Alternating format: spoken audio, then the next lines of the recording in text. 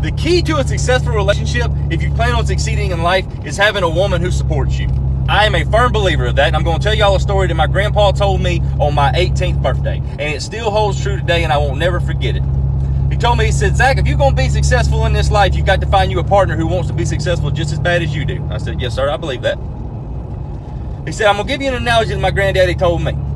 He said, imagine you've got two mules that's pulling a loaded wagon. I said, all right, I'm with you so far. He said, on flat ground, everything's going good. They're working together. It's a pretty easy tug. One helps the other. Everything's fine, but they're not in too big of a strain. All right. Imagine one day them two mules pulling that loaded wagon come to a hill. Both of them look at that hill and they start up it. Now, if both of them mules give absolutely 100% everything that they have in order to overcome that obstacle in life and continue on with their success, they're probably going to make it. It doesn't matter if one is smarter than the other. One might know to step over the holes, one might not.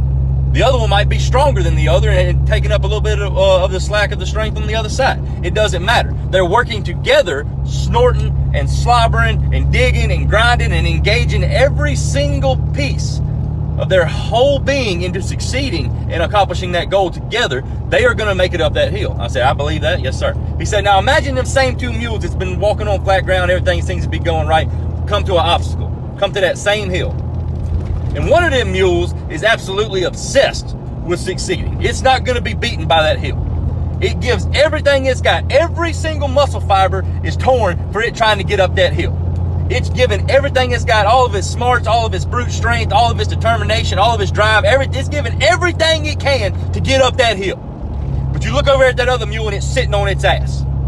So not only does the mule that is absolutely obsessed with achieving a goal have to pull the weight of the loaded wagon after it's already doing everything it can, it's got to pull the dead weight with it. You're not going to make it up that hill. You have to have a woman or a partner in this life who is as obsessed and driven as you are. Because women, to a man, y'all are our determination. When we wake up in the morning first thing and we put them boots on and we go out in 108-degree index heat and we grind it and we can't even pick up the tools off the tool table because they're so hot, the little flicker of a thought comes into our mind and it's y'all. Every single time it's y'all. Y'all are our determination.